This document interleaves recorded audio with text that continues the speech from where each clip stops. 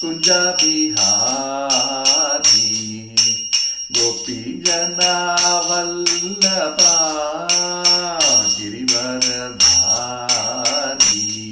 ಜಯ ಗೋಪಿ ಜನ ವಲ್ಲಭ ಗಿರಿವರಧಾರಿ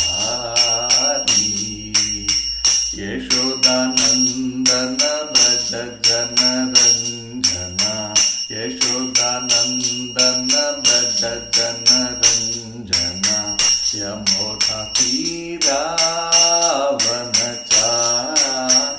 ಯಮುನಾ ತೀರಾವನಚಾರಿ ಜಯ ರಾಧಾ ಮಾಧವ ಕುಂಜ ಬಿಹಾರಿ ಗೋಪಿ ಜನ ವಲ್ಲಭ ಗಿರಿವರಧಾರಿ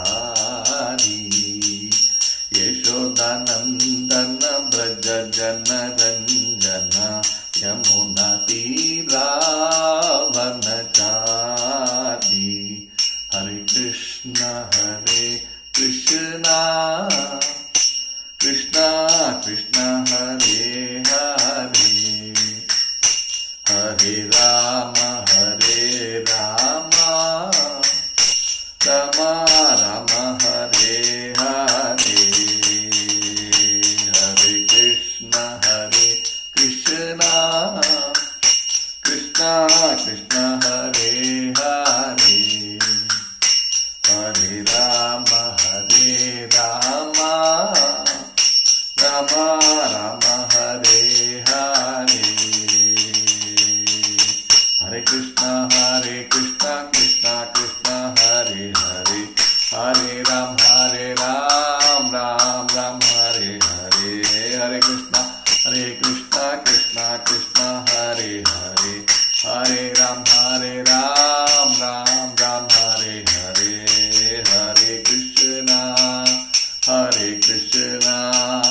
ಕೃಷ್ಣ ಕೃಷ್ಣ ಹರೆ ಹರೆ ಹರೆ ರಾಮ ರಾಮ ಹರೆ ಹರೆ ಹರೆ ಕೃಷ್ಣ ಕೃಷ್ಣ ಕೃಷ್ಣ ಹರೆ ಹರೆ ಹರೆ ರಾಮ ರಾಮ ಹರೆ ಹರೆ ಜಯ ಗೌರಾಂಗಿ ಬೆಂಗಳೂರೀಶ್ವರ ಗೌರಾಂಗಿ ಬೆಂಗಳೂರೀಶ್ವರ ಗೌರಾಂಗಿ ಜಯ ಜಗನ್ನಾಥ ಬಲದೇವ ಜಯ ಸುಭದ್ರ ಜಯ ಸುದರ್ಶನ ಜಯ ನಿತಾಯ ಚೈತನ್ಯ ಜಯ ನಿತಾಯ ಚೈತನ್ಯ ನಿತಾಯ ಚೈತನ್ಯ ಜಯ ನಿತಾಯ ಚೈತನ್ಯ ಜಯ ಲಕ್ಷ್ಮೀ ನರಸಿಂಹ ಜಯ ಅನಂತದೇ ಪ್ರಹ್ಲಾದ ನರಸಿಂಹ ಜಯ ಅನಂತದೇ ಜಯ ಜಯ ಪ್ರಭುಪಾದ ಜಯ ಜಯ ಪ್ರಭುಪಾದ जय ओम विष्णुपाद परमहंस परिव्रजाचार्य अष्टोत्तर सरश्री श्रीमद अभय चरणारविंद भक्ति वेदांत स्वामी श्रील प्रभुपाद की जय। जय ओम विष्णुपाद परमहंस परिव्रजाचार्य अष्टोत्तर सरश्री श्रीमद भक्ति सिद्धार्थ सरस्वती गोस्वामी महाराज श्रील प्रभुपाद की जय। अनंत कोटि वैष्णव वृंद की जय। नामाचार्य श्री हरिदास ठाकुर की जय।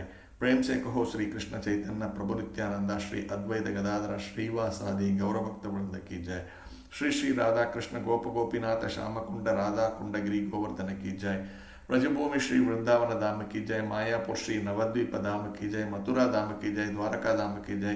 जगन्नाथपुरी धाम की जय। गंगा माई यमुना माई की जय। भक्ति देवी तुलसी महारानी की जय। समवेत गौर भक्त वृंद की जय। गौरभक्त प्रेमानंदे हरि हरि बोल। All glories to the assembled devotees Hare Krishna. All glories to the assembled devotees Hare Krishna. All glories to the assembled devotees Hare Krishna. All glories to Shri Guru and Shri Gauranga. Jai Shri Prabhupada. Om Namo Bhagavate Vasudevaya. Om Namo Bhagavate Vasudevaya. Om Namo Bhagavate Vasudevaya. Narayanam Namaskrityam Naram Chaiva Narottamam Devim Saraswatim Vyasam Tato Jayamudiraye.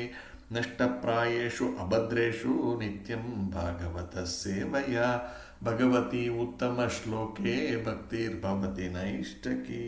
Hari Om Tat Sat.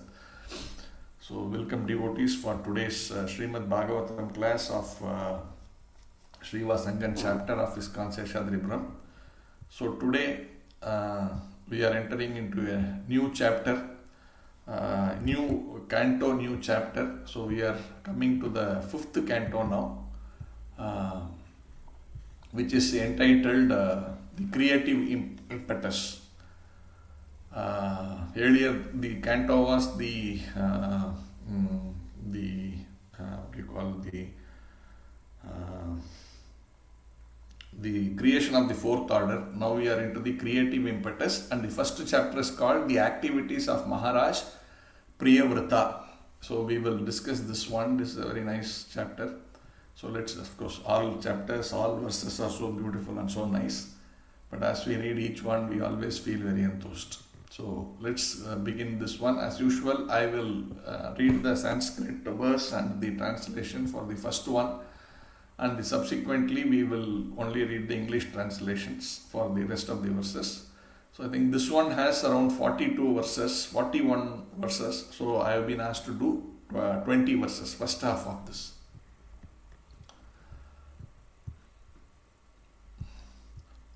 Raja Uvacha Priyavarto Bhagavata Atma Ramah Katam Mune Grihe Aramatayan Mulaha Karma Bandhaha Parabhavaha.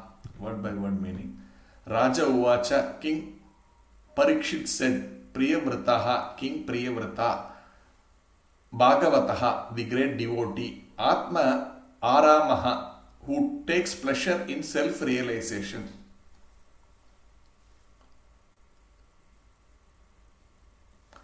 Katam, why? Mune, O great sage, Grihe, at home, Aramata, enjoyed, Yat Mulaha, having which as the root cause, Karma Bandhaha, the bondage of fruitive activities, Parabhavaha, the defeat of one's human mission.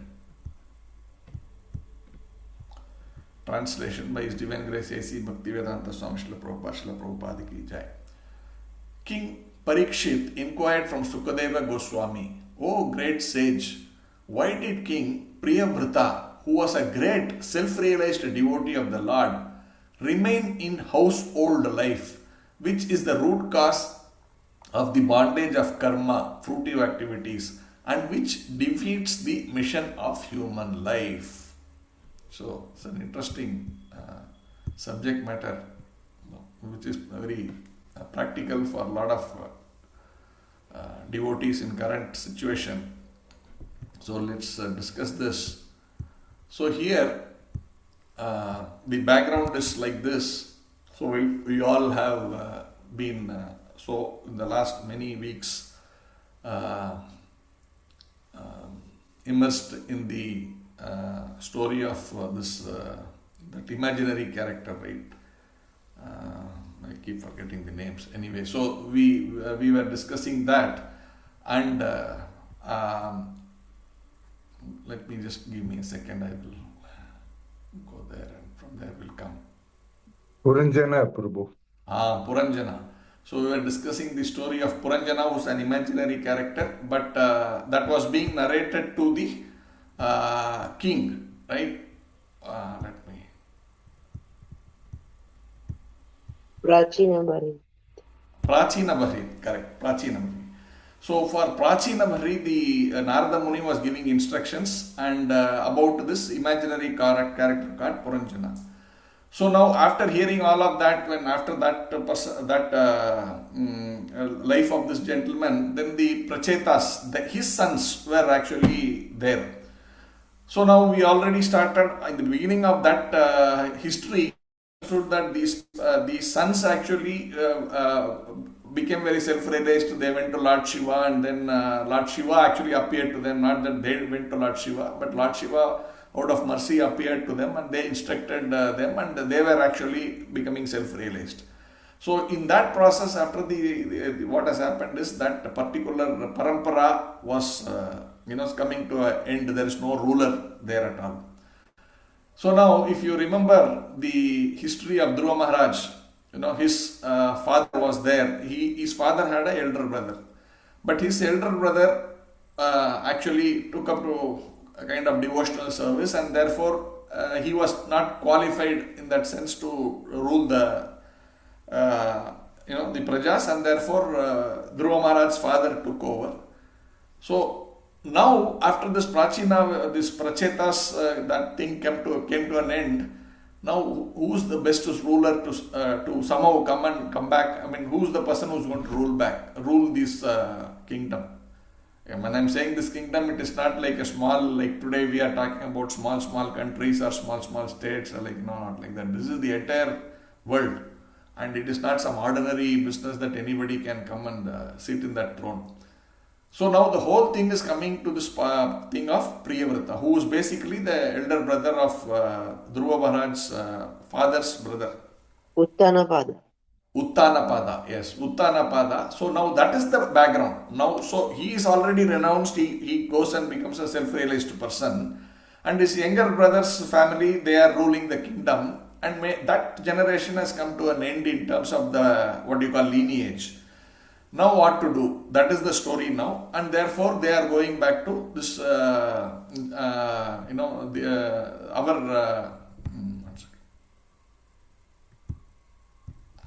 Priyavrata. Priyavrata. 1 second. In the process, I moved to some other. This one. 1 second.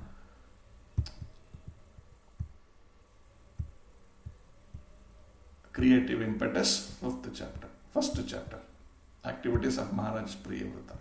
So they have moved to this particular Priyavrata to ask him to come back, and come back means to the normal life, not realized life. Come back to the normal and start ruling the kingdom. So in this chapter, what happens is his father, Manu, Swayambhuva Manu. So that is the Manu we all talk about, right? Whenever this is the, there are, in one life of Brahma, there are 14 Manus, and this is Swayambhuva Manu, and it is his son we are talking about this Priyavrata, and of course Manu's father is Brahma.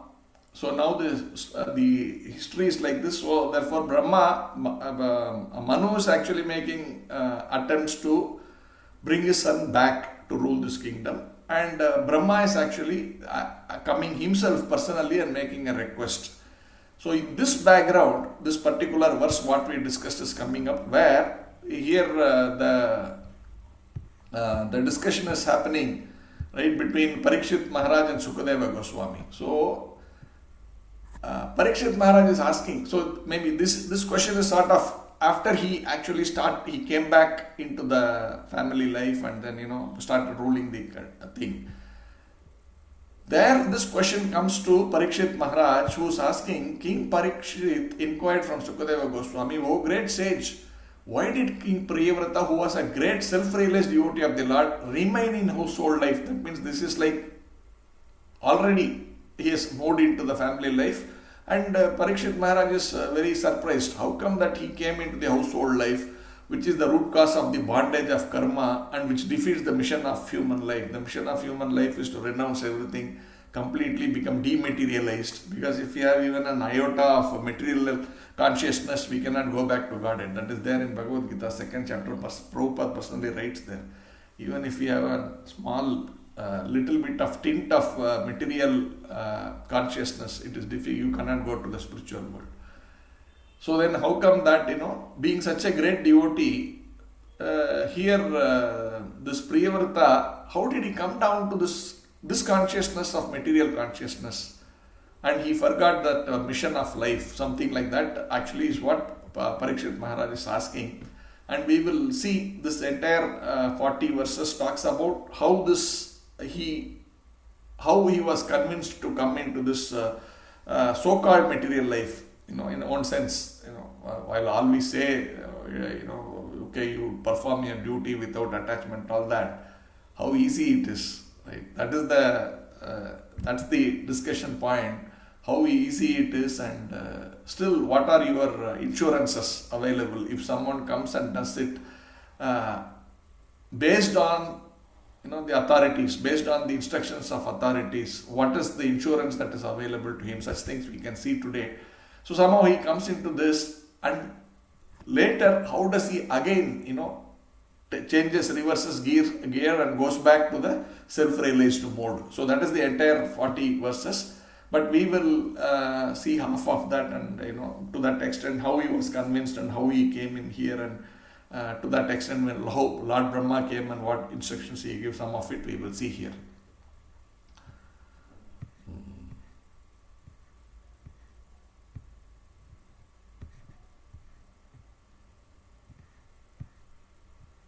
So here it is mentioned, the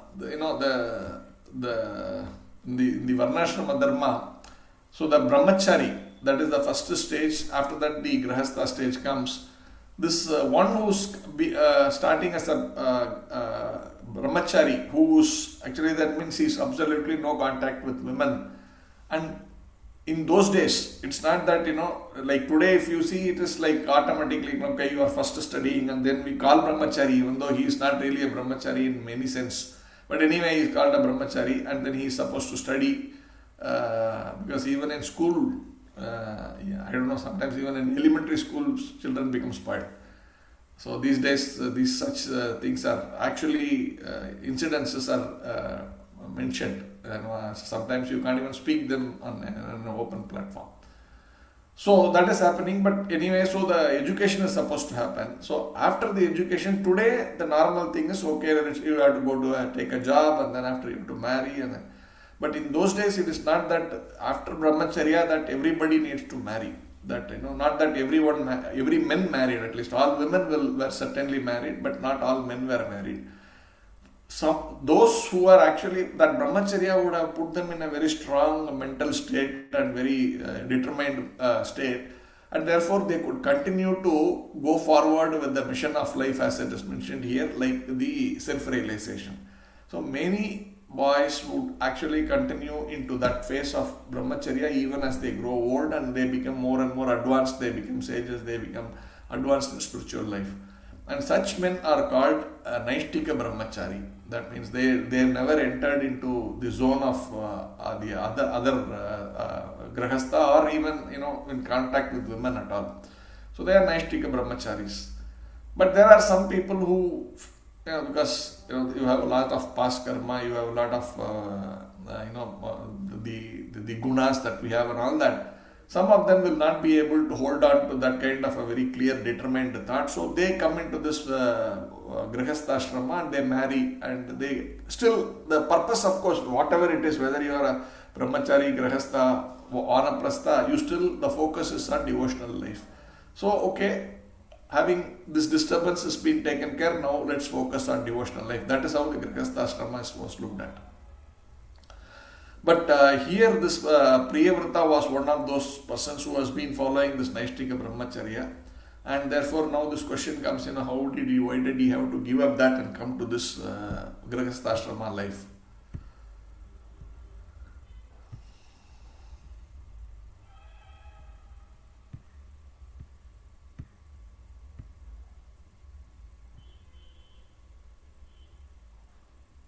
And the Prabhupada is also writing about this Parabhavaha. The word Parabhavaha in this verse is coming. The last line you would have heard that. The word Parabhavaha in this verse is also significant. When one is satisfied in family life, he is doomed because he must already have forgotten his relationship with the Lord. When one is satisfied in family life, he is doomed because he must already have forgotten his relationship with the Lord. Prahalad Maharaj describes how the activities of family life implicate one more and more. Atmapatam griham andakupam. Household life is like a dark well. If one falls into this well, his spiritual death is assured. How Priyavrata Maharaja remained a liberated Paramahamsa even within family life is described in text 23 of this chapter. That is beyond our scope, that 23. but we will see up to that just before that. Okay, now the second verse. Translation. Devotees are certainly liberated persons. Therefore, O greatest of the Brahmanas, they cannot possibly be absorbed in family affairs.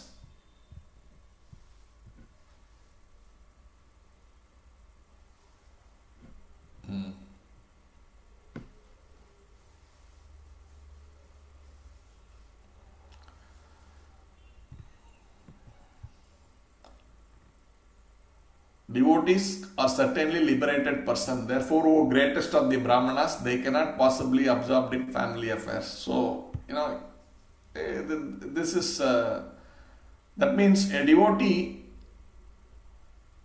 in whatever state he is, even if he is in a family life, he cannot be in a way absorbed in that. That's the point that today we are saying, right? It's difficult to talk about someone being a brahmacharya altogether, but that is irrespective of all that.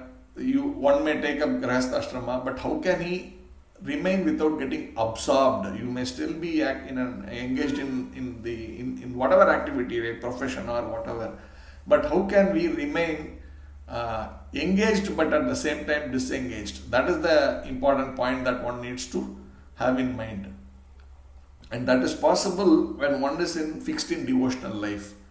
That is the point that is being made, that bhaktya mam abhijananti. Simply by discharging devotional service, one can understand me. Thus, a bhakta to become attached to family affair is impossible. So that ability to focus on the Lord, keep Him in all as the center of all our activities, will ensure we are not absorbed in that role that we are playing. It could be a profession, it could be the ashram, whatever it is.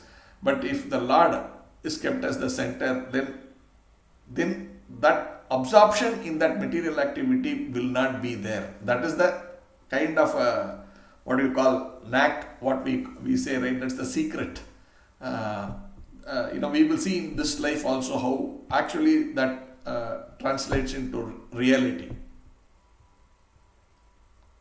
Attachment for family affairs and devotional service are incompatible. Some people say, you can't have one leg here, one leg there kind of a thing. But if the whole thing is made as part of the main leg, then there is no contradiction. But here clearly, if you are attached to something, here the family affairs, then you can't say completely so and so is devotionally inclined. No. Then these two things are different. But if that family life itself is made as a devotional life, then there is no distinction there. So that is the knack in how one can actually attain to the state of perfection. We will see that. Therefore, Maharaja Parikshit was somewhat surprised to hear that Maharaja Priyavrata was simultaneously attached to devotional service and to family life. See, this is nice, no? Was simultaneously attached to devotional service and to family life. Next word. Elevated Mahatmas who have taken shelter of the lotus feet of the Supreme Personality of Godhead are fully satiated by the shade of those lotus feet. Their consciousness cannot possibly become attached to family members.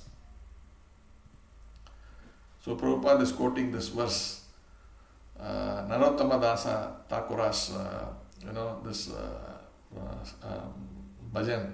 Nitai pada kamala koti chanda susi chala. Ye chayaya jagat judaye. The shade there, this is Nitai pada kamala. That is the lotus feet of Nitai. It is equivalent to the coolness given by Koti. Koti means what? Millions. Millions of Sushichala means the cool moon. That is being described here. It says as being so nice and cooling that all materialists who are always in the blazing fire of material activities may come under the shade of his lotus feet and be fully relieved and satiated. So there is a knack of how to do that. So these are, sometimes when we sing these songs, we don't realize that, right? Nitai pada kamala koti chandra susichala ye chaya ya jagat judai. That means the materialistic tendencies can be curbed by taking the shelter of the lotus feet of Nitai. So this is a statement of fact. But how do we actually do this? It's, how can, if you take to the shelter of the lotus feet, how can, you just do that, it will automatically happen. That is the science of spirituality, So it says, may come under the shade of his lotus feet and be fully relieved and satiated.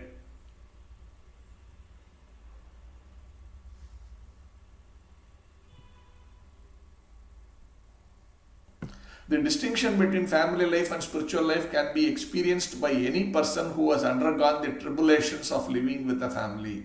One who comes under the shelter of the lotus feet of Lord never becomes attracted by the activities of family life. So these are statements of fact. Never becomes attracted. He is there, he is doing, but he is not attracted. So we have to measure how much are we there. Not simply saying in words. So, and this is the measure, and one needs to see how we can progress there. So here, that doesn't mean, the person is not, Prabhupada writes in later verses he's writing, that doesn't mean this person is cutting off from his family. No. He is really caring for his wife, he is caring for his children, he is providing for everything. But the question is about, does he get absorbed or getting too much attached by that process? That is important.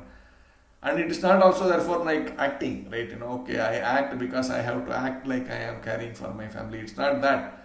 He is genuinely interested in them, but he is not attached. Then how do you, I was always, generally this is on and off keeps coming into our mind, right? You have to contemplate on it. Then how, see, if you say I should not be attached, I should act. Like for example, so many actors are there. They act like, okay, you are my father. They act as a father and they act as a son. They act as husband, wife and all that. That is still the shooting happens, right? After that, it's not, sometimes it carries over. Some people then develop some relationship, and sometimes I have seen the actor and actress married also.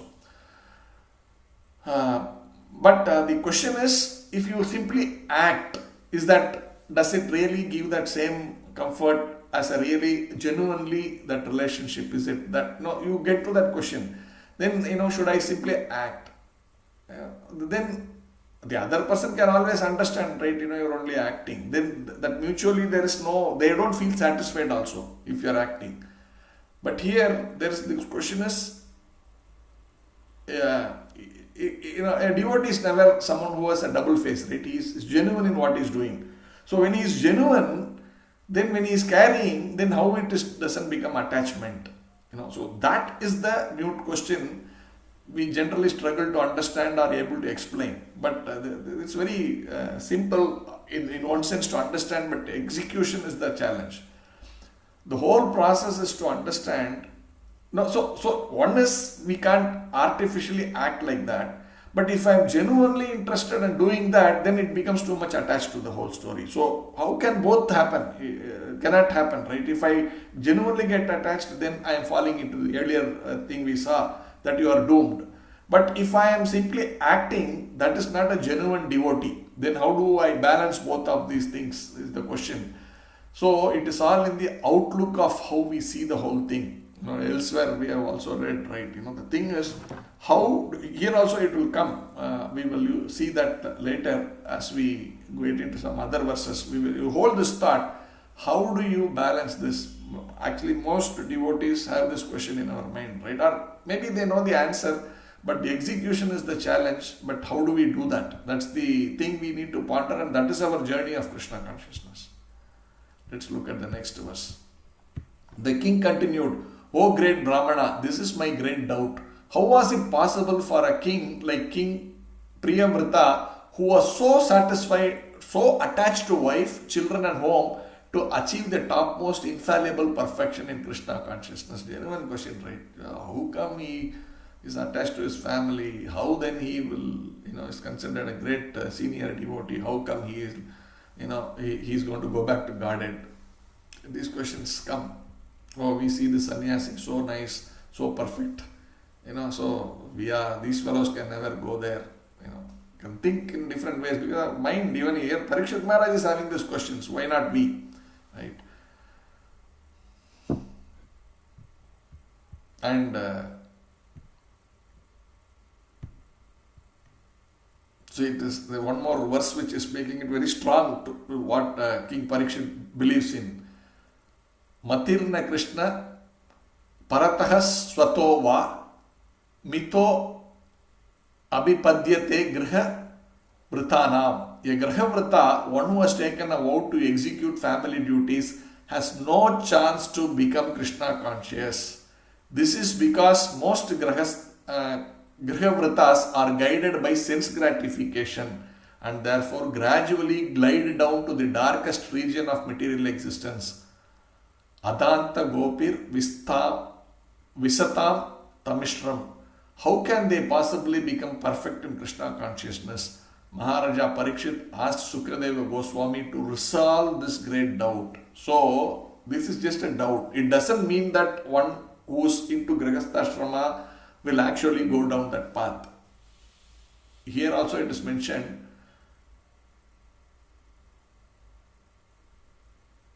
see, the first sentence says, has no chance of going back to Krishna consciousness. Immediately Prabhupada writes, this is because most Griha Vratas are guided by sense gratification and therefore gradually glide down. So now how do we ensure we are not in that platform of sense gratification? That is important. It naturally pulls. Then how do you refrain from that? That is the mute question that one needs to understand. So then how do we resolve this? Then we need to take the guidance of the Acharyas. That's what his Prabhupada was writing there. Sri Sukadeva Goswami said, what you have said is correct. So he is not denying it. Oh, no, all that is possible. You don't. Even Krishna, if you see Arjuna is saying, right, how can we abstain? The senses are like, it's like a strong wind, right? If you remember that verse where it is saying, this is like a strong wind, you cannot restrain the winds. Therefore, how can you restrain your senses? Arjuna is putting this argument to Krishna. And Krishna is also saying, yes, you are right. Krishna is not belittling it. No, all that is fine, don't worry, that's not the point. He is first acknowledging that, yes, what you say is correct. It is not something which is superficial to say, okay, your senses, you can simply leave it, you don't bother about it, you just don't think about the senses. You are, you are a soul, you should not worry about the senses. That is theoretical. But in reality, it doesn't work like that. So, Krishna is accepting, yes, this is a fact what you are saying. Like that here, Sri Sukadeva Goswami also says, what you have said is correct. The glories of the Supreme Personality of Godhead, who is praised in eloquent transcendental verses by such exalted personalities as Brahma, are very pleasing to great devotees and liberated persons. One who is attached to the nectarian honey of the Lord's lotus feet and whose mind is always absorbed in his glories may sometimes be checked by some impediments, but he still never gives up the exalted position he has acquired. So this is the thing that they are saying. Yes, one who is a devotee may sometimes get into this trap. It is possible. It is not that these devotees are all insulated. They are insulated. That's a different story. But when you see externally, there is a chance that there may be some impediments in their devotional life. After all, this material world is not a very great place, right? This is a place of our reformation. And when we are reforming, there is always these tests. This Maya Devi is actually continuously giving tests to the practitioners of devotional service who want to elevate from this material consciousness to the spiritual consciousness. Therefore, you have to write these tests, right? These tests are always there. But that doesn't mean, because this test is there, that doesn't mean his goal is not achieved, right? In fact, the tests are there to ensure that the certificate is given. So if there is no test, then how can you give the certificate, right? So the tests are given, but when the tests are taken, then you also get the certificate that you have passed, right? So that means when you are in the process, you should be assured that you will pass, right? I mean, provided when I say when you are in the process, you are not there for namke vaste, that means for namesake. You do try your thing, so you study properly, you take the test. Not that, okay, I have to give the test, so I just wanted to be here, so I am be here. If you are thinking like that, then you will never pass the test. But there should be that endeavor. But when that endeavor is there, the tests will come, and you take the test and you pass. So that is the simple way to understand these things. And here it is saying one should be attached to the Supreme Personality of Godhead. Nitai Pada Kamala. We saw that here also. We are seeing that. If you are attached to the Supreme Personality of Godhead, then these things becomes automatically managed. But he still never gives up the exalted position he has acquired, because this is not an ordinary position. This is an exalted position. That means, we know, right, in Bhagavad Gita again it is mentioned that one who takes up to Krishna consciousness, that to that extent what he has done, it is permanent. That's it. You can't take even one small, minute thing away from that what has already been achieved in Krishna consciousness. So if you have chanted one time, that one time is etched permanently in that soul's history.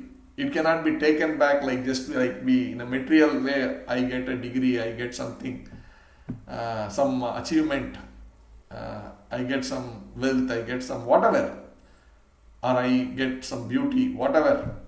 But those things become zilch or zero when you start all over again. Nothing of that is there. That great, handsome or beautiful personality in the previous life can become a pig in the next life. I don't know if there is anything called a handsome or a beautiful pig. Maybe, but the ultimate handsomeness is there in the human form of life.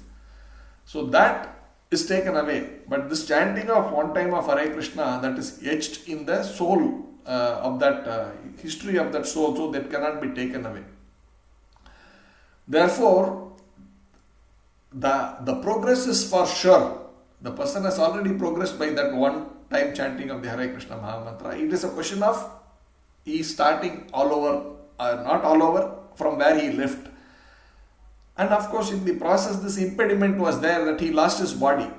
But he will continue in the next body from his second chanting of that holy name. So that is important. Which means, when I am saying second chanting, whatever benefit that is to be accrued for chanting that one time is already given to him. The benefit means the spiritual benefit. That means he is able to that extent, accept Krishna consciousness more easily than someone who has not even chanted that one time.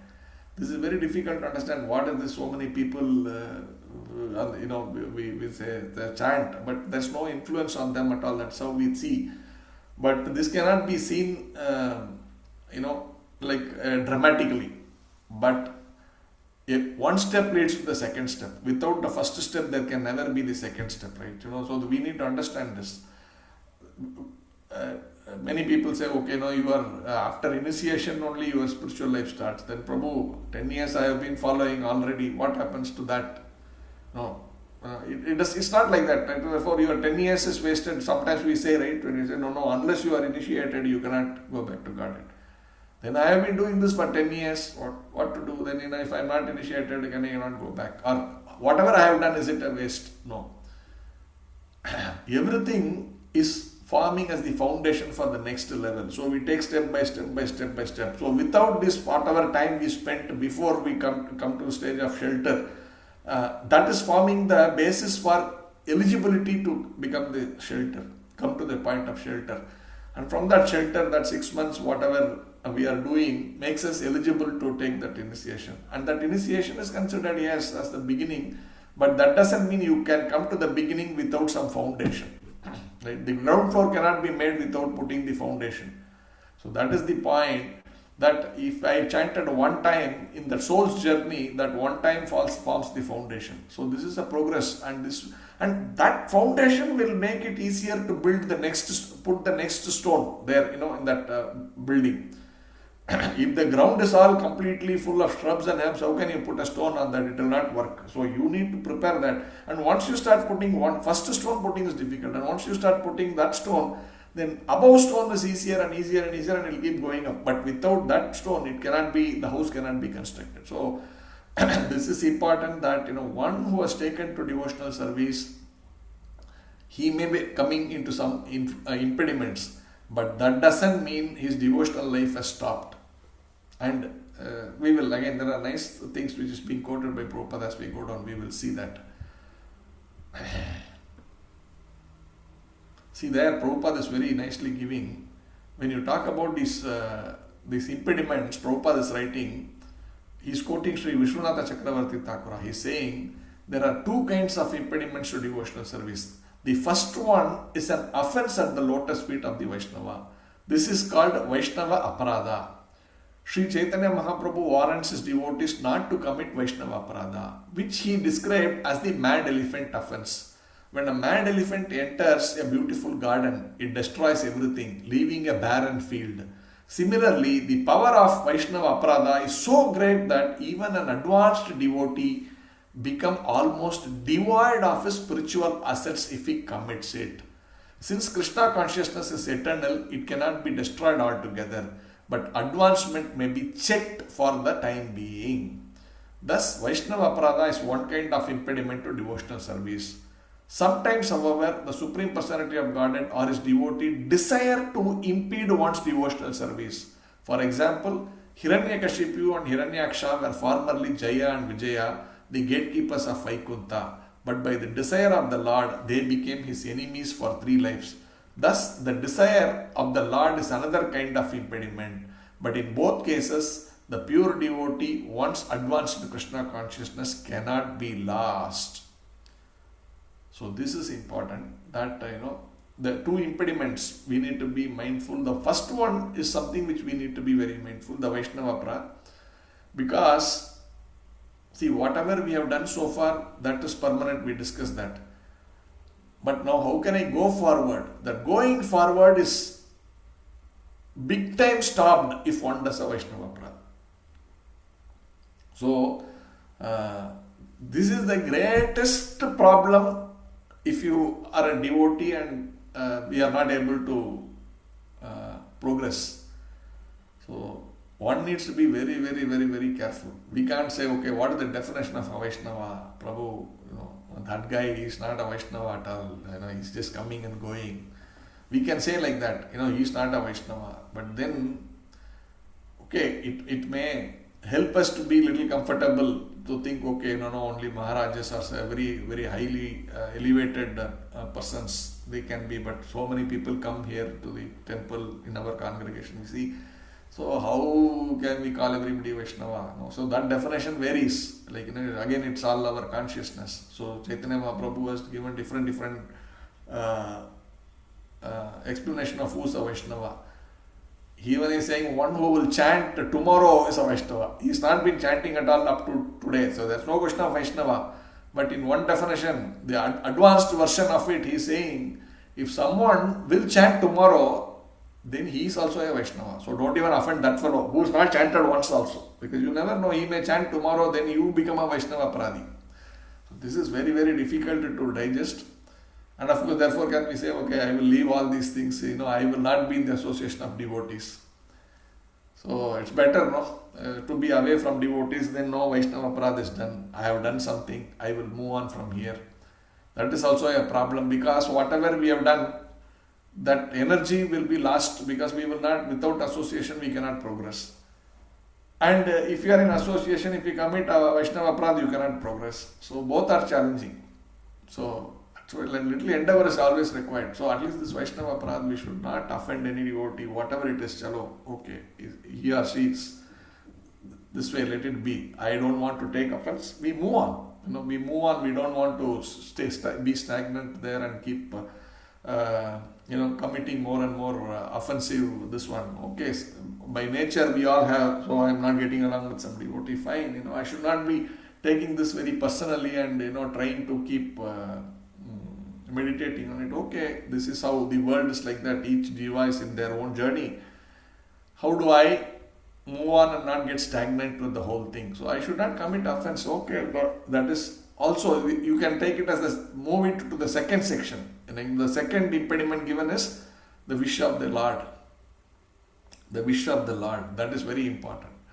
So sometimes these impediments is coming because the Lord is giving you those tests what we discussed earlier, right? So when the test is coming, we cannot run away, right? We need to take it. Then only we will progress. We can be given that certificate. Yes, so and so has cleared this examination. But if you are running away from the test, so this is what is the second section which is given by the Lord.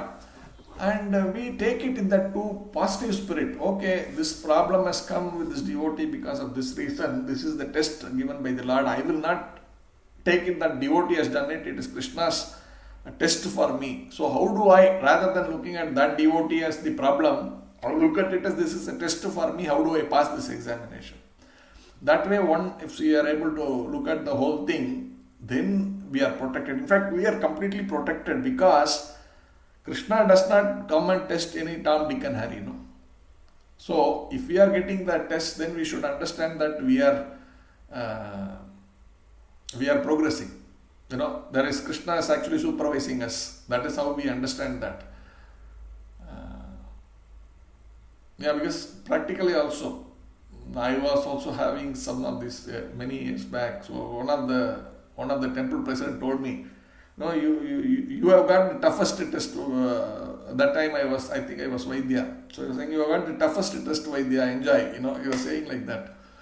But then these things are good. In a way we are able to progress, right? We are, whatever we see in these things we read.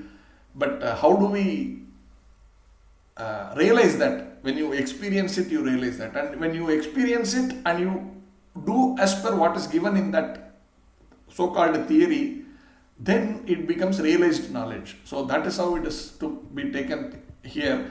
So there here Prabhupada is continuing to write, following the order of his superior, Swayambhuva and Lord Brahma, Priyavrata accepted family life. But this did not mean he lost his position in devotional service. Krishna consciousness is perfect and eternal, and therefore it cannot be lost under any circumstances. Because the material world is full of obstructions to advancement in Krishna consciousness, there may appear to be many impediments. Yet Krishna, the Supreme Personality of Godhead, declares in Bhagavad Gita 9.31, Kaunteya pratijanati na me bhakta pranashyati. Once one has taken shelter at the lotus feet of the Lord, he cannot be lost. This is what I was saying. This is the most important thing. Krishna says, Arjuna, declare to the whole world that my devotee never perishes. Pratijanati na me bhakta pranashyati. So we are not lost. At no point in time we can think that we are lost. There is an impediment. There is some obstruction. So how do I work to move further, past this impediment and go forward? There is nothing like, there is a reversal. There is no reversal in Krishna consciousness. That we need to understand. I always say this is a one-way traffic. Once you enter this lane, you can't go back. You may get stopped, I may be standing in that road. Can I say, okay, I will take a U-turn and go back? I can never go back because that is already embedded into the soul's journey. That's it, over. So I can only move forward. But if I am reluctant, I may be stuck there for some time. But I have to move forward because there's no way of returning back.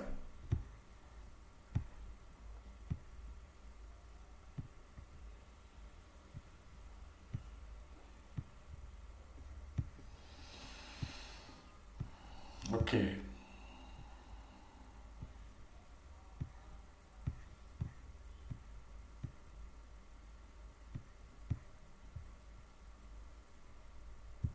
We'll go to the next one. I know I'm a little slow, but we are in the 6th verse now. Shukadeva Goswami continued, My dear king, Prince Priyavrata was a great devotee because he sought the lotus feet of Narada, his spiritual master, and thus achieved the highest perfection in transcendental knowledge. With advanced knowledge, he always engaged in discussing spiritual subject and did not divert his attention to anything else. The prince's father then asked him to take charge of ruling the world. He tried to convince Priyavrata that this was his duty as indicated in the revealed scripture. Prince Priyavrata, however, was continuously practicing Bhakti Yoga by constantly remembering the Supreme Personality of Godhead, thus engaging all his senses in the service of the Lord. Therefore, although the order of his father could not be rejected, the prince did not welcome it. Thus, he was conscientiously raised the question of whether he might be diverted from devotional service by accepting the responsibility of ruling over the world. So, this was Priyavrata's dichotomy, right? He was not ready to come back here to this material consciousness, or rather ruling over the planet and all that. But his father is requesting him. So now, as a genuine one who follows the scriptures properly, you cannot reject your father's words, right?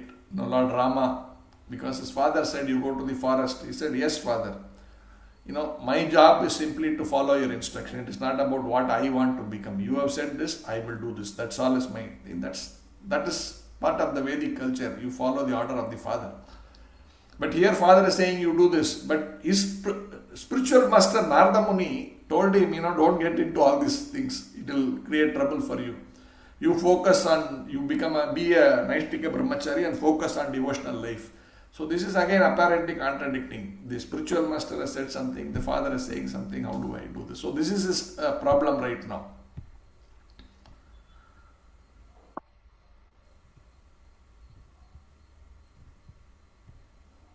But so, and again, taking the lotus feet of the pure devotee of the Lord, you are always protected. So, having taken both, in these cases, both of them are amazing personalities, Swayambhu Manu and Narada Muni. So, he is actually taking shelter of both. So, he is also doing what the spiritual master said, and he is also doing what the father said. But it may look apparently contradicting, but both of them are actually themselves self-realized personalities. Both of them are great personalities. So he is actually taking up this service of being the king, becoming the king and ruling over the planet. That is also seen as a service to the Supreme Personality of Godhead. You will see Lord Brahma representing it that way to this Priyavrata, that there is no contradiction. You just do this job.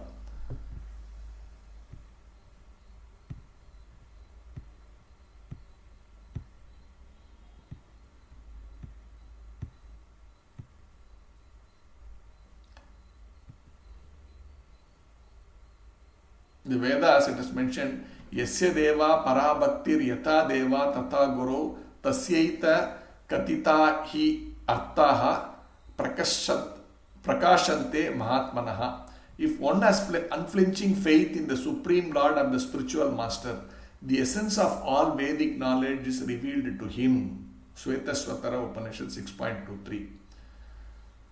So this is the knack.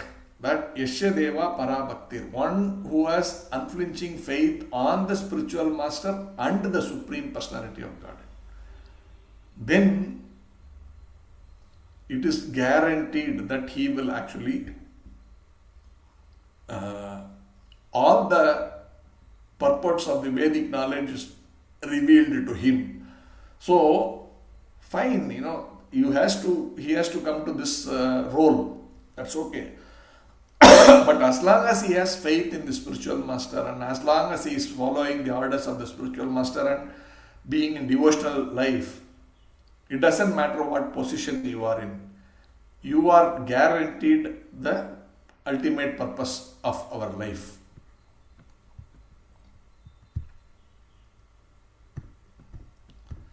Sri Sukadeva Goswami continued, the first created being and most powerful demigod in this verse is Lord Brahma, who is always responsible for developing universal affairs. Born directly from the Supreme Personality of Godhead, he dedicates his activities to the welfare of the entire universe, for he knows the purpose of the universal creation. This supremely powerful Lord Brahma, accompanied by his associates and the personified Vedas, left his own abode in the greatest planetary system and descended to the place of Prince Priyavrata's meditation. So now reinforcement to Swayambhuva Mano. His father is coming to convince his grandson, you need to take up this service. So we now call it as a service. Not that he has to come into material life. No, you take it as he has been asked to do a different service. He was doing direct devotional service there. Now he has been asked to take up a service of governing the people. Again, this when you say service, it is service to the Supreme Personality of Godhead. So it's not that he has been asked to come and enjoy life. He has been asked to do the service of being one of the managers of the Supreme Personality of Godhead. That way, Lord Brahma himself is a realized person, but he is doing a service to the Lord by doing the secondary creation. So we cannot shrink our responsibility. When the Lord says you do this job, we have to do it. It is not our personal choice. When the Lord is giving us a service, we take up that service. Sometimes we may like it, sometimes we may not like it. But the question is, me liking and non-liking is based on my sense gratification. But doing an activity is the order of the Lord.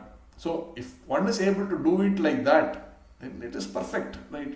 Then why do we see it as that is a material activity? No, that is an activity given by that way. In the material world, everything is material activity, right? If you want to put it that. But many people say, no, when I chant, I get satisfaction. Then that's a material activity. Your chanting is a material activity because you are trying to do that to get satisfaction. That means, I am having a lot of dissatisfaction in my heart. It is troubling me. I want to take this out. Prabhu, how do I take out? Oh, you chant. Okay, I chant. I chant, I become peaceful. So then that peacefulness for I becoming peaceful means that I and mine is there. Therefore, that's why they say when you chant or do any devotional service, it is not meant for our personal satisfaction in whatever way. It is meant as a service to the Supreme Personality of Godhead through the Guru. So we try to satisfy the Guru. Okay, he asked me to do it, I am doing it. I have no specific, liking or dislike. I do it, but of course, devotional life, we like it because it's also mentioned that devotional life is performed joyfully. It is natural. That will come automatically. And you will start, it's like detaching from material activity and attaching to spiritual activity. But at the same time, the point is we do it as a service. Of course, when we do a service, we feel nice about it. That's okay. Particularly in the devotional aspect, when you feel bliss, you cannot say, no, I'm not to take it. It is not for gratification. There it is purified. Because that is the natural position. You are supposed to get bliss, Satchidananda. So the bliss has to be there, but that bliss is devotional bliss. And therefore it is connected to the Lord and it has not got anything to do with material consciousness. But why we do that is not based on my senses. I do it because my spiritual master has asked me. And when I am doing that, I get bliss, which is for the soul, not for the senses.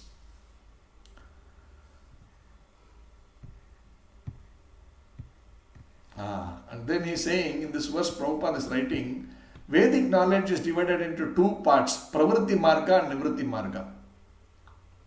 So, this Nivritti Marga is about negating sense enjoyment.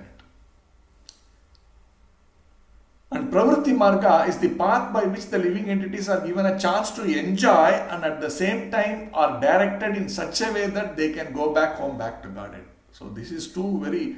See, this Nivritti Marga is generally followed by these impersonalists who want to negate any association with material at all completely. So they don't want to eat. They want to go to the forest, live in a place where there is nobody there, so that nothing can affect their own. If I have interaction with devotees, will I do Vaishnava Aparadha? Let me get lost somewhere where I don't see any devotee at all. No, that kind of a mindset where I just avoid everything. So I don't eat, I don't look at material things, I don't associate with people. I am completely denying all these things. That is impractical. Therefore, this Pravritti Marga is actually use everything in the service of the Supreme Personality of Godhead. That is what we call, right, dovetailing. Dovetailing everything in the service of the Supreme Personality of Godhead. So this Marga is very practical, and it will ensure that while we take up this path, following the instructions, not falling into the trap, then we can go back to Godhead.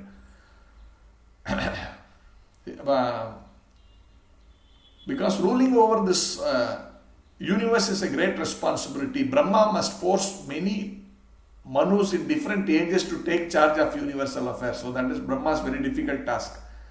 See, earlier if you see his 4 sons, the first 4 sons, the 4 Kumaras, they said, nothing doing.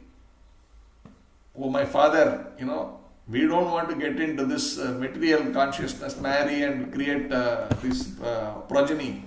That was the first job of Brahma, that he wanted the progeny of the various 8.4 million bodies to come out. For that he wanted his sons to procreate. But these 4 gentlemen said, nothing doing. We want to be children only because we don't want to fall into that trap. So he was very upset actually. Lord Brahma was very upset with these 4 sons.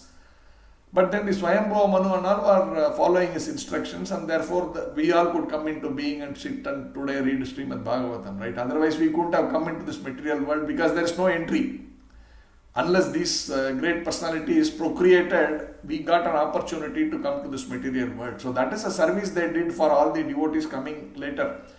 So Brahma is aware, he is a self-realized person, but he took up this job. He didn't look at it, oh, this is a material responsibility, I don't want to get into it. I will also renounce everything and go into the forest. If Brahma has thought like that, then, you can imagine the Lord's purpose is in a way we are becoming an impediment, because Lord wanted Brahma to create. And if he says, no, I will not do that, I will focus on devotional life. Then, see, we are chanting water. When you are chanting water, you are asking, give me service. But when the service comes, you say, I will not do it. Then why do you chant? Better not chant, right? You are asking, but when it is given, you don't want to take it up. So that will become the position of Brahma if he refuses to create. So he is doing it, and therefore he is saying, okay, you also be a king. Do this as a service to the Supreme Personality of God. Do it as a service to your higher authorities. And in that process, you are insulated. You are protected. That is important.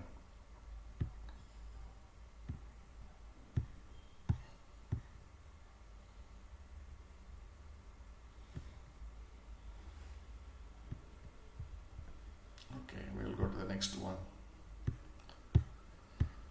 As Lord Brahma descended on his carrier, the great swan, all the residents of the planets named Siddhaloka, Gandharvaloka, Sadhyaloka and Charanaloka, as well as great sages and demigods flying in their different airplanes, assembled within the canopy of the sky to receive Lord Brahma and worship him.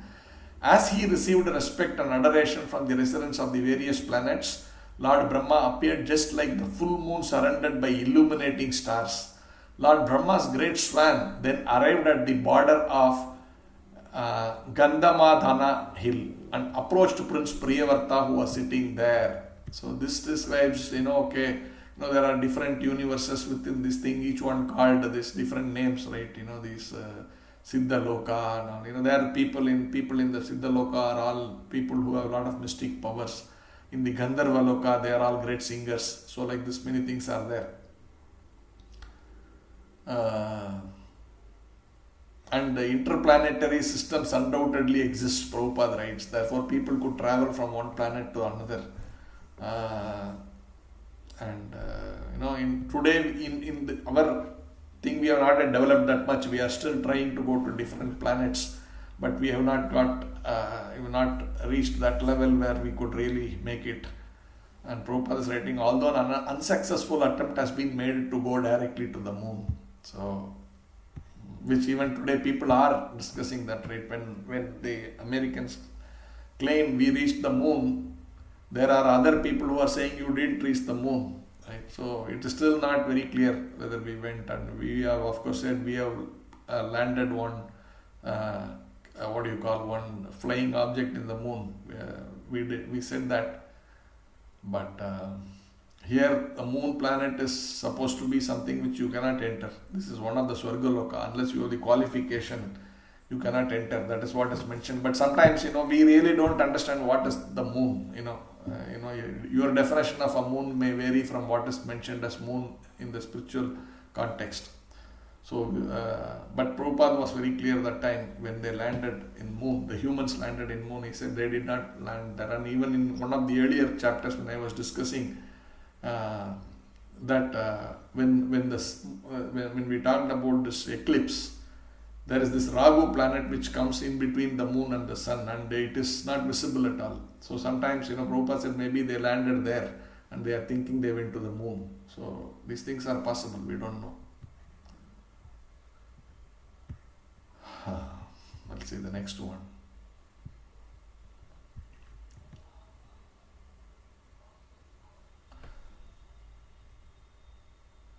Lord Brahma, the father of Narada Muni, is the supreme person within this universe. As soon as Narada saw the great swan, he could understand that Lord Brahma had arrived. Therefore, he immediately stood up along with Swayambhuva Manu and his son Priyavrata, whom Narada was instructing. Then they folded their hands and began to worship Lord Brahma with great respect. Okay, there's nothing much to describe here.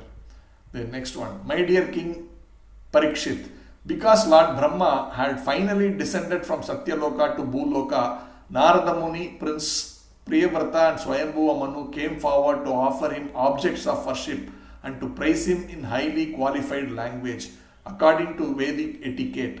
At that time, Lord Brahma, the original person of this universe, felt compassion for Priyavrata and looking upon him with a smiling face spoke to him as follows. So here that word compassion is important. How Brahma knows everything. Brahma is not an ordinary, simply some higher authority. Right? He is spiritually realized. He is considered as Bhagavan, literally, for the material world. Sometimes Lord Brahma is called Bhagavan. Sometimes Lord Shiva is called Bhagavan. So that word is not an ordinary thing, that Bhagavan. So it's a great personality. So he knows everything. So Lord Brahma knew that Prince Priyavrata would not accept his father's order. Brahma's purpose was to break Priyavrata's determination. Therefore, Brahma first looked upon Priyavrata with compassion.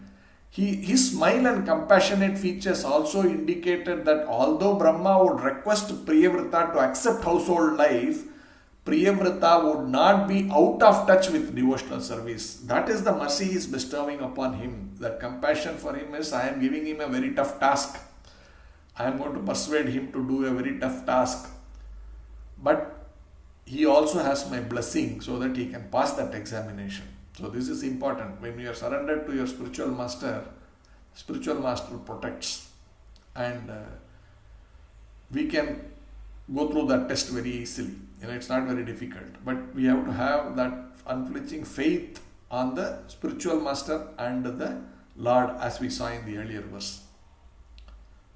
By the blessing of a Vaishnava, everything is possible. This is described in Bhakti Rasamrita Sindhu as Kripa Siddhi, or perfection attained simply by the blessing of a superior person. One usually becomes liberated and perfect by executing the regulative principles set down in the Shastras. Nonetheless, many persons have achieved perfection simply by the blessings of a spiritual master or superior. So this is important. Of course, we need to also follow the regulative principles and whatever is there in the Shastras. But in Kali Yuga, it's very difficult to do everything to perfection. Therefore, the secret is be very, very, very surrendered to the spiritual master and to the process. Yes, I am, in all ways not completely capable. I am in all ways not perfect. I am in all ways struggling. This is the fact. We can think, I am doing everything very nicely, but there's always this loop, very, very difficult.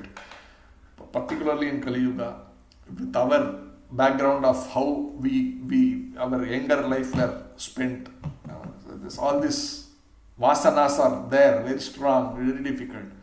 But at least that surrender to the spiritual master, that in no circumstances, look at the spiritual master in any even in a slightest of, that is unquestionable attitude towards the spiritual master.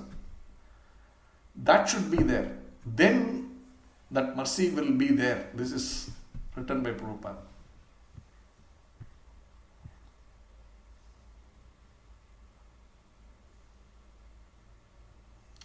We'll go forward. Lord Brahma, the Supreme Person within this universe, said, "My dear Priyavrata, kindly hear attentively what I shall say to you. Do not be jealous of the Supreme Lord, who is beyond our experimental measurement. All of us, including Lord Shiva, your father, and the great sage Maharishi Narada, must carry out the order of the Supreme. We cannot deviate from his order." See, of the 12 great authorities in devotional service, 4, Lord Brahma himself, his son Narada, Swayambhu Manu, and Lord Shiva, Mahajanas, they were all present before Priyavrata. And it is mentioned, even these great personalities have to perform their duty for the service of the Lord.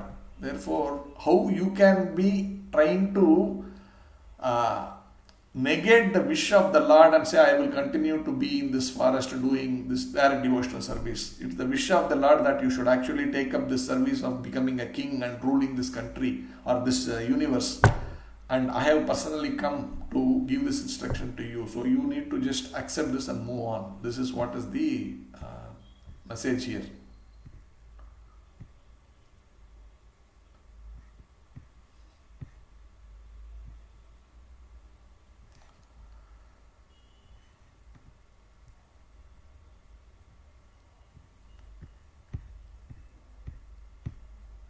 We will go to the next one. One cannot avoid the order of the Supreme Personality of Godhead, not by the strength of severe austerities, as exalted Vedic and exalted Vedic education, or the power of mystic yoga, physical prowess, or intellectual activities. Nor can one use his power of religion, his material opulence, or any other means, either by himself or with the help of others, to defy the order of the Supreme Lord. That is not possible for any living being from Brahma down to the ant. So,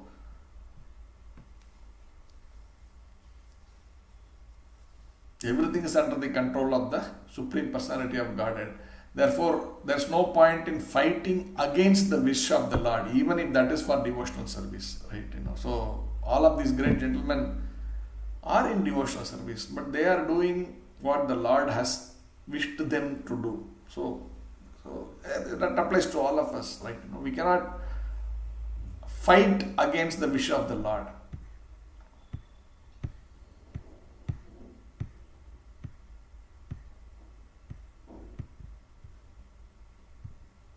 Next. My dear Priyavrata, by the order of the Supreme Personality of Godhead, all living entities accept different types of bodies for birth and death, activity, lamentation, illusion, fear of future dangers, and happiness and distress.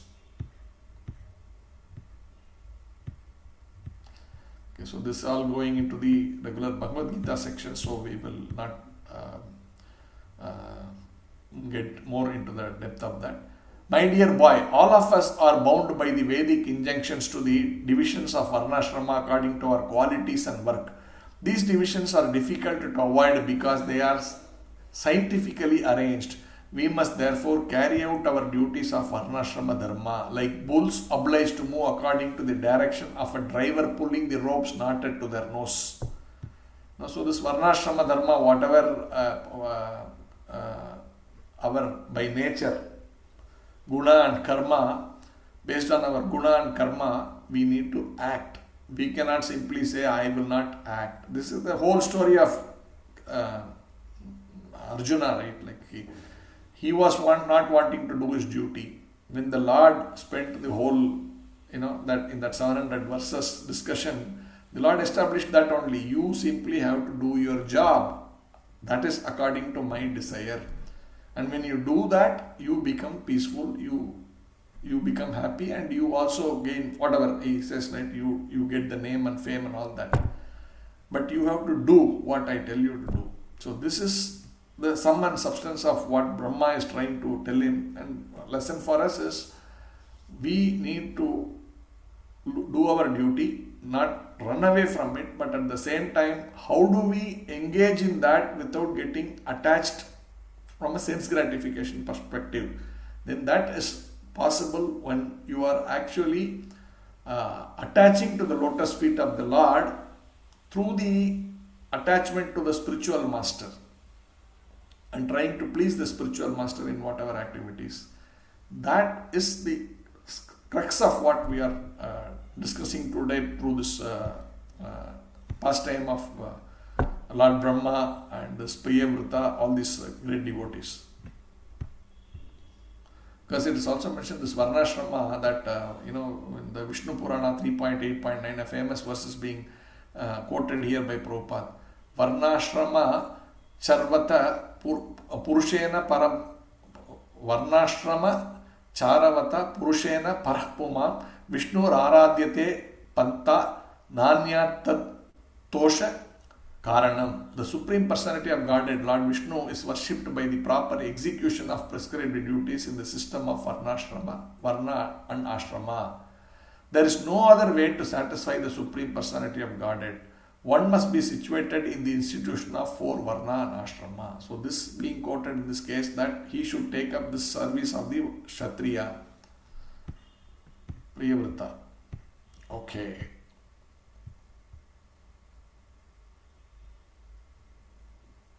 This is also quoting one other verse from Bhagavad Gita.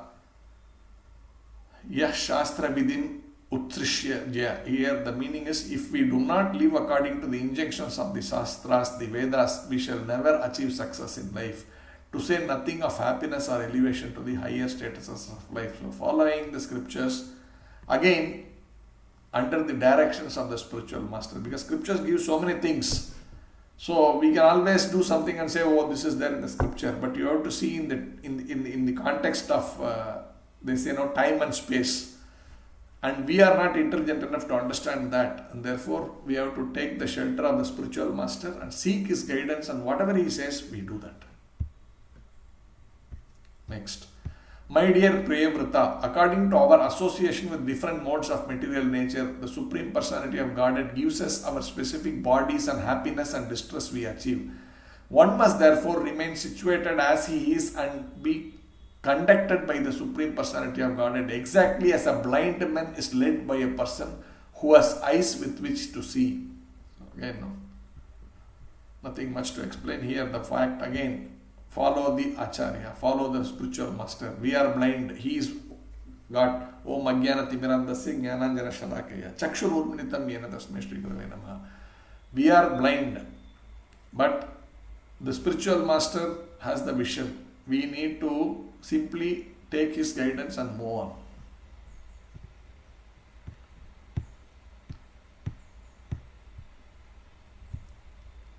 Next. Even if one is liberated, he nevertheless accepts the body he has received according to his past karma without misconceptions. However, he regards his enjoyment and suffering due to that karma the way an awakened person regards a dream he had while sleeping. He thus remains steadfast and never works to achieve another material body under the influence of the 3 modes of material nature. So, see, when we say liberated, if someone is coming to this knowledge now in our current life, then you are understanding, you come to the point of self-realization, then at that point in time the person is liberated. So liberation doesn't mean one has to die. A person who is completely stopped material activities, that doesn't mean you have resigned from the office or something like that. It means you are now no more connected to the activity materially, even though you are performing them. When one comes to the point of that soul, then he or she is liberated. But then, because of the past karma, some leftovers will always keep coming. Just like they say, give this example, all of you know, when the current fan is rotating, when the power is switched off, the fan still rotates for some time, right? But we know for a fact that continuation of that rotation will not be there for long. It will stop after some point in time. The momentum is there like this. Our Purva karmas, some of them leftovers may just keep coming. But one needs to be clear that this will stop. We don't have to worry. So they should be focused on continuing their journey and not related back to this material world. And they should, since they are at that point liberated, you should not create further activities which will again put us inside another body. That is being discussed.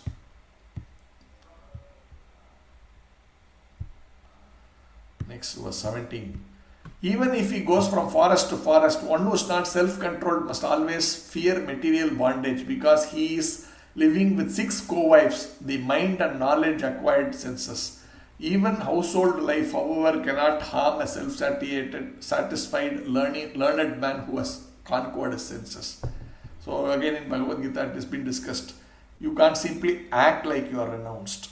That is of no use, because these things are always living with us. So better to, Krishna says, no, better to do your duty imperfectly than doing someone else's thing as perfection. So someone thinking, no, I am a renounced person and all that, that's not you, that is someone else, that's a sannyasi maybe. But why are you acting like a sannyasi? You be in your normal position, but do your devotional service. That will really benefit, rather than trying to act like something which I am not.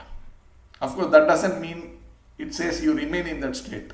It says you make a sincere endeavor, but don't try to act. We go to the next one. One who is situated in household life and who systematically conquers his mind and 5 senses organs is like a king in his fortress who has conquered his powerful enemies. After one has been trained in household life and his lusty desires have decreased, he can move anywhere without danger. So that's why Prabhupada always writes, right? Gradually, gradually, gradually. So when you are in the process, you are progressing. There is no question about it. But it is, if you say it has to be overnight, sometimes that is mostly cheating. There are some people who may come to that stage because they are already elevated. Maybe that little touch has made them like that. But not everybody will come to this point, but it will happen. There's no doubt about that. 19. Lord Brahma continued, my dear Priyavrita, seek shelter inside the opening in the lotus of the feet of the Lord, whose navel is so like a lotus. Thus conquer the 6 sense organs, the mind and knowledge acquiring senses. Accept material enjoyment because the Lord extraordinarily has ordered you to do this. You will thus always be liberated from material association and be able to carry out the Lord's order in your constitutional position.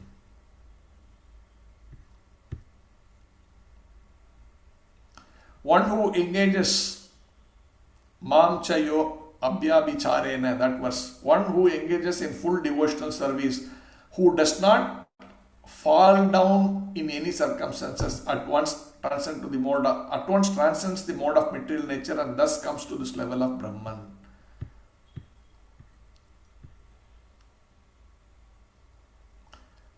Another verse is quoted. Samashrita ye pada pallava phalam, Bhagavatam 10.14.58. For one who has taken shelter of the lotus feet of the Lord, everything becomes easier.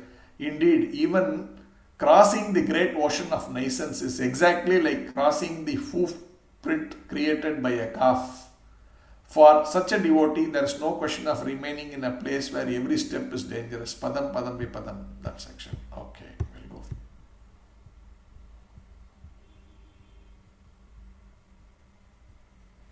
One more is finally saying in Chaitanya Mahaprabhu Madhya Leela 7.1.29, he says in Chaitanya Charitamrita, it is mentioned, a sincere devotee who engages in the service of Lord Sri Chaitanya Mahaprabhu by preaching his cult all over the world will never be affected by Vishaya Taranga, material influence. On the contrary, in due course of time, he will return to the shelter of the lotus feet of Lord Chaitanya Mahaprabhu and will thus have perpetual association with him.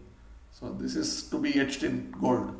It says, one who is engaged in the service of Lord Chaitanya Mahaprabhu, how? By preaching his cult all over the world, will never be affected by Vishaya Taranga, material influence. So this is statement of fact. So yes, we are materially influenced, but we are still in the service of Chaitanya Mahaprabhu in preaching this cult. So preaching means not necessarily giving classes or whatever. If you are in the moment doing some service for the overall movement to progress, if I am cleaning the kitchen in our temple, that is also, like Prabhupada once said, when they prepared the prasadam was not so very nice. Prabhupada tasted it and he said, what is this? Then he told his devotees, do you think these people are coming to hear my class? They are coming for this prasadam. So you ensure the prasadam is made very nicely. So you see, that is preaching. So whatever service we do for Chaitanya Mahaprabhu, to overall, the package of preaching, it includes right from, gatekeeper to the watchman, to the sweeping the place, to making prasadam, deity dressing, everything, book distribution, whatever you call it, everything under the scope of this Chaitanya Mahaprabhu's umbrella of preaching.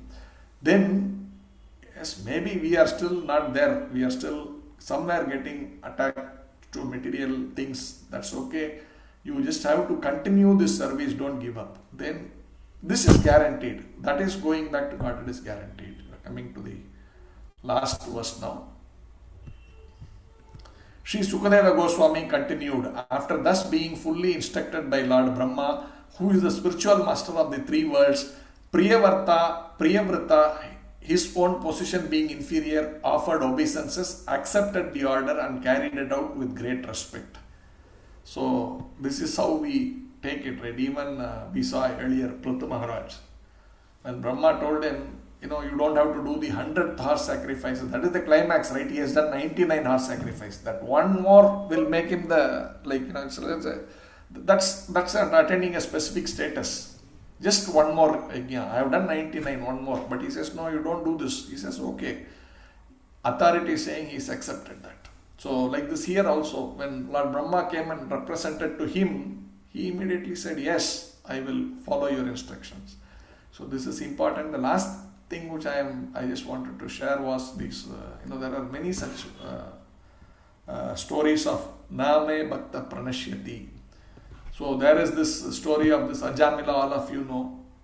So he was a devotee, he was doing very nicely, but because of this impediment which came his way, he got attracted to the prostitute and he fell down. But Name Bhakta Pranashyati is statement of fact. So the Lord at the time of his death gave him his remembrance by which he chanted the name of Narayana. Then the whole thing changed. Then, that whole scene enacted in front of his eyes. And then he was given a second chance. So that we all know the second chance book we have read. There is also this story of, the history of, again, these names. Bilvamangal Thakur Prabhuji. Bilva Mangal Thakur, yes. That's Prabhupada has talked about this in this thing. I didn't go through in that purpose, so I wanted to share that. Bilva Mangal Thakur. So he had progressed very nicely in his previous life, but because of whatever little impediment, he couldn't complete his life. But in the second life, that because of whatever that vasana is coming along with us, he was so much attracted to also a prostitute. So he, in a time when people, it was a kind of a big flood going on, the river was in spate, but he saw one log there in that river, and in that so much eagerness to go and meet that lady, he jumped over that thinking it is a log, but it was a crocodile. But somehow that crocodile passed on to the other side of it, and he got down the other side of it. Then he goes to her house, and there he sees there. There's one rope hanging from her balcony. He just takes that ropes and quickly climbs over to that balcony. Wanted to go fast, so he takes that route. Actually, it is a snake which was just hanging over there.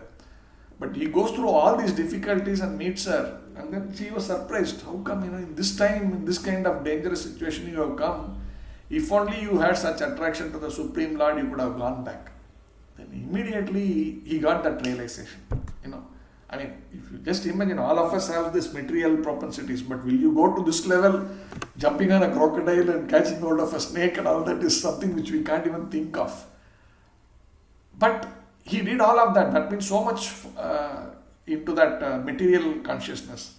But that transformation happened, and he immediately left that place, and he went through. And of course, when he was going, this propensity is always there in us. So he goes. Suddenly such realization come, but he gets attracted to another woman. He sees a Brahmana. His wife is so beautiful.